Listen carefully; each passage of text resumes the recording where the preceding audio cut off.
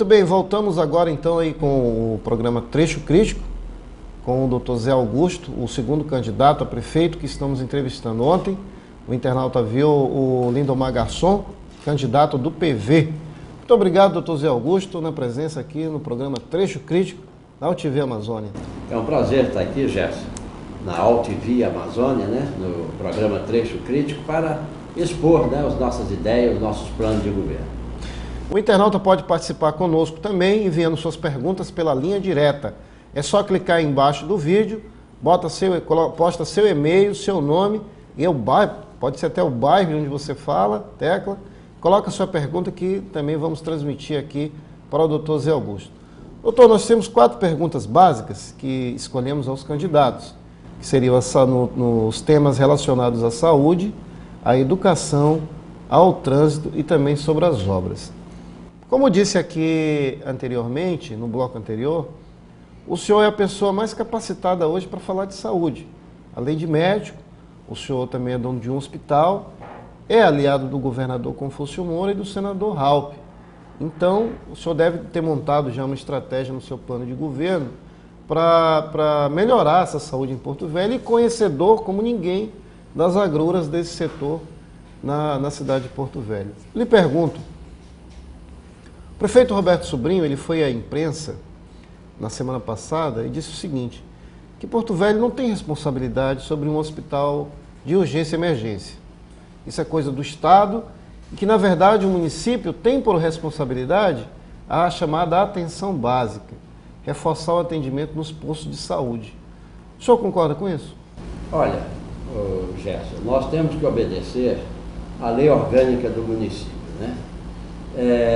A atenção básica de saúde realmente é uma obrigação da Secretaria Municipal de Saúde. Então eu quero fazer além. Por exemplo, nós temos atenção básica de saúde. São as consultas, né, nos postos de saúde, a vacinação, agora o PSF. Inclusive quando a gente fala do PSF, que eu quero explicar para os telespectadores, é que o PSF significa Programa de Saúde Familiar. Correto. Mas eu quero estender e adquirir mais resultados do PSF, incluindo nesse Programa de Saúde Familiar, o também chamado Home Care, que hoje se fala tanto palavra em inglês, né? Home Care, que significa cuidados médicos domiciliares, que é diferente do SAMU. A pessoa pensa, esse é o SAMU. Não, SAMU apenas um transporte, é uma ambulância que pega o paciente que necessita de cuidados hospitalar ou de emergência e leva para o hospital. Nós faríamos o contrário, a atenção domiciliar. Teria que ter um veículo com médico, enfermeira, o motorista, equipamentos médicos para fazer curativo. Vou dar exemplo. Tem muitas famílias que têm pessoas idosas em casa, pessoas que precisam de fazer curativos em ferimentos crônicos. Então essa atenção, esse paciente não necessariamente tem que estar dentro do hospital. Então que em outros países é chamado home care. É muito mais conforto para o paciente, que ele tem a atenção da família, ali está a esposa, tem os filhos, tem os netos, e vai ser cuidado desse paciente em casa. Na verdade, o hospital não é obrigação realmente do município, mas o pronto-socorro seria. Seria então? Sim, o pronto-socorro sim. E essas UPAs que vão ser inauguradas, então substituiria essa questão do pronto-socorro? Ainda não está funcionando nenhuma, né? Então realmente nós temos que construir um novo pronto-socorro, mas um pronto-socorro excelente. Inclusive eu tinha até um documento, eu posso depois mostrar aqui, que em 1987 eu apresentei um projeto de se construir um pronto-socorro aqui em Porto Velho.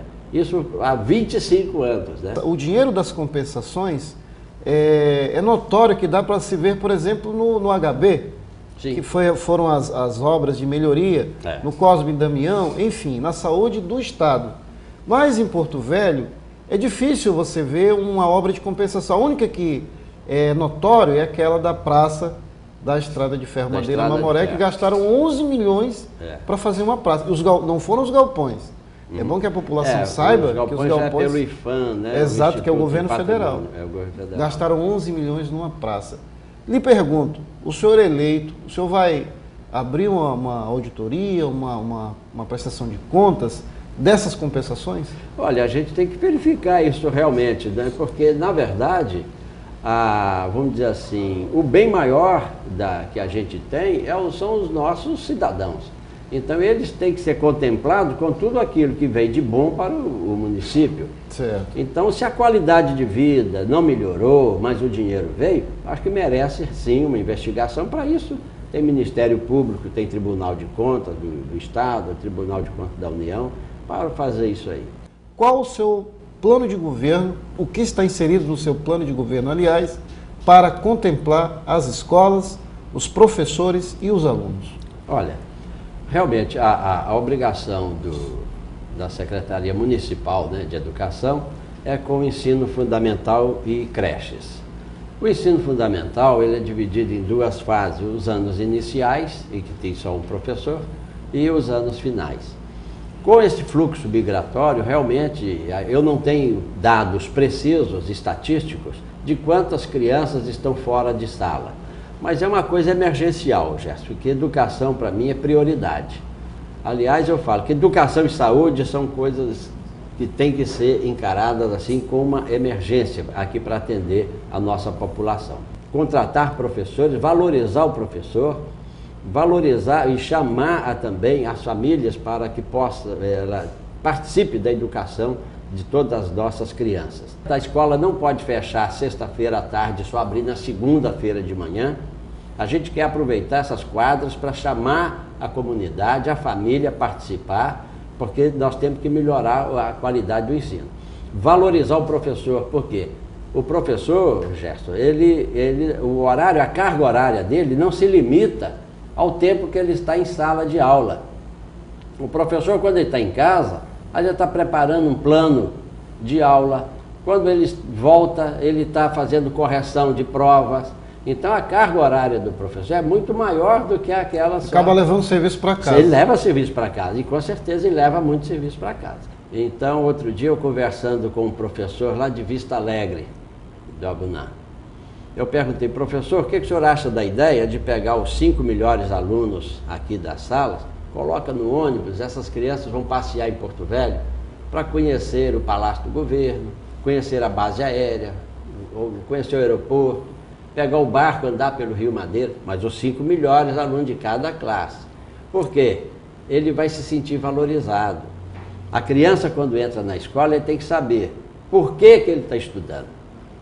Eu estou estudando porque eu quero ser engenheiro, eu quero ser dentista, eu quero ser advogado, eu quero ser, entendeu?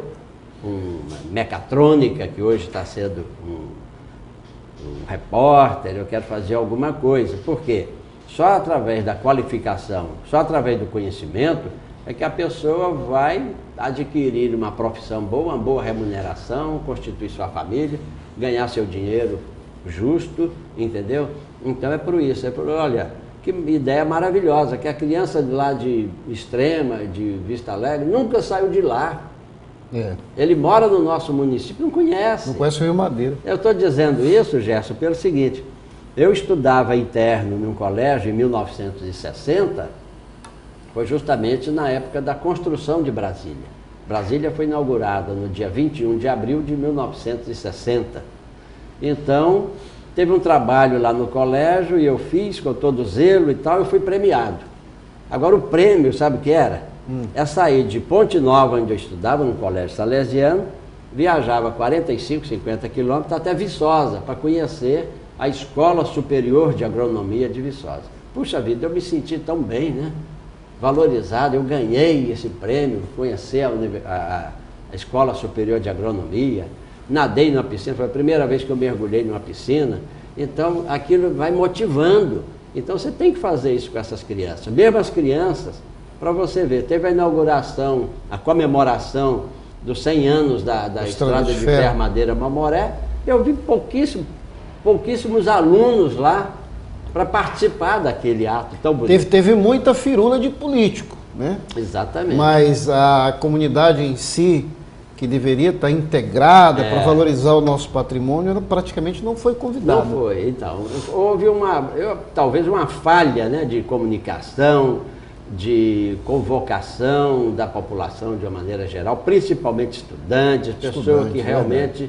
Aqui é tão bonito, estou vendo aí o prédio do relógio aí, né, que faz parte da administração da Estrada de Ferro, que a gente tem um carinho enorme, porque é a nossa história.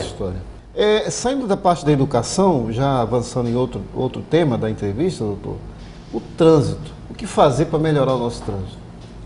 Olha, Gerson, a primeira coisa é o seguinte, nós temos que melhorar o nosso piso, né, o asfáltico, né? Então são quilômetros de avenidas e ruas esburacadas, empoeiradas, os usuários de transporte coletivo ficam mal acomodados nestas paradas de ônibus, uma demora excessiva, nós temos que ter mais veículos no horário de pico, mal acomodado, então realmente tem que mudar. Nós temos visto que a nossa frota de veículos coletivos aqui, elas estão bem sucateadas. Então tem que ser modernizado isso aí. Por exemplo, outro dia eu andando pela Avenida Jorge Teixeira, eu sempre com a máquina fotográfica, fotografar um ônibus com placa de Belo Horizonte. Então a gente sabe que muitos veículos, como lá, talvez Belo Horizonte, talvez não é verdade, lá eles só podem trafegar durante 3 anos. Então, depois de 3 anos, eles têm que sair da linha lá de... Isso do transporte. Transporte. Só 3 anos, aí vem para cá. Aí vem para cá, então traz o ônibus para cá. Então você pode ver que tem ônibus aqui, que às vezes ainda a placa nem foi mudada, ou seja, nem está pagando alguma coisa de imposto aqui para a nossa cidade, né? Então seria uma exigência. Todo ônibus para funcionar aqui tinha que ter placa daqui, que é uma contribuição para o Estado e para o município. E isso não tem sido feito. Então tem que ser modernizado o ônibus. Não só ônibus novos. Esses ônibus têm que ser climatizados. Esses ônibus, se possível, verificar, o ônibus deveria ser automático, como a gente vê em outros países, todos esses ônibus são automáticos, porque o desgaste físico do motorista é muito menor. O motorista, você já imaginou, numa temperatura aí de 40 graus, sem ar-condicionado? Sem ar-condicionado e passando marcha, ele passa 3.000, 4.000 marchas. Então, em estudo de ergonomia, você vai ver que o desgaste físico é muito grande. Está chegando no final da jornada de trabalho, o cara já está irritado, ele já não aguenta mais. O passageiro ainda nem pôs o pé ainda em cima, ele já está querendo arrancar, porque ele já está pensando na casa dele, tomar um banho, descansar. Agora, quando se fala também em transporte coletivo, nós falamos sobre as vias, né? Por exemplo, obras paradas. Então fica irritado. Hoje, para você ver, o que eu falo, obras públicas, mais cara é a obra parada, porque não cumpriu a finalidade social. Viaduto é para um passar por cima, outro passar por baixo. É a chamada mobilidade urbana. Então você tem que verificar isso aí. O que aconteceu? Por que demorou essa construção? Foi erro de edital, licitação, entende? Então não pode cometer erro, porque quem paga o prejuízo aí é a população. Agora, quando se fala em mobilidade urbana, a maioria das pessoas já pensa logo no veículo, pensa no ônibus, pensa no carro, pensa na moto. Eu já começo a pensar primeiro no pedestre, porque, como eu disse, né, no trânsito todos nós somos pedestres. Uma hora você vai descer do carro, você vai descer da moto, descer do ônibus. Então, educar a população em relação à faixa do pedestre, a faixa branca é do pedestre, não é do veículo. As calçadas aqui em Porto Velho, cheia de entulho, cheia de lixo, cheia de carro em cima, o pedestre não tem onde andar, tem que ir para a rua, pode acontecer um acidente. Então, nós temos que primeiro ainda pensar no pedestre. É verdade. Ainda falando essa questão das obras de mobilidade, doutor, esses viadutos aí tão propalados da gestão aí atual, ela vai melhorar o fluxo ali da Zona Sul para a Zona Norte e o centro. Mas os outros vão melhorar o tráfego de veículo pesado. Aqui dentro já cabia a necessidade de elevações de nível, de viaduto, como em outras cidades. E também o tráfego pesado, está para ser desviado, né? Por exemplo, verdade. o porto, o novo porto, que vai ser construído lá, perto lá do Rio Jamari, antes um pouco do Rio Jamari, para lá ali do Cojubim, inclusive tem um porto da Bertolini que já está terraplanado, tem o porto do governo que também mais para baixo, e esse fluxo vai ser desviado. Por exemplo, ali na altura das Irmãs Marcelinas vai ser construído um desvio que todas essas carretas vão de soja, já vai para lá, não vão nem passar no Trevo do Roque, já vai sair bem antes, que lá Marcelina é o quilômetro 17. Está previsto também um outro ramal que vai sair ali perto daquele índio, daquela entrada que vai para Ulisses Guimarães, Marcos Freire, mas só que vai ser do sentido oeste, em que vai sair lá para Unir. Entende? Então, o tráfego vai realmente ser desviado. Mas a gente tem também a avisar, porque o nosso cidadão, às vezes ele está acostumado só a fazer um trajeto. É verdade. Então ele só vai naquele caminho. E às vezes tem uma alternativa para ele que depois é que ele descobre, poxa, passando por essa outra rua é melhor. Para encerrar, doutor, o que o senhor vai fazer, caso eleito, em relação às obras? Porque Porto Velho tem uma pá de obra parada aí, né? O que o senhor vai terminar? Vai fazer um novo programa? Não, nós temos que terminar.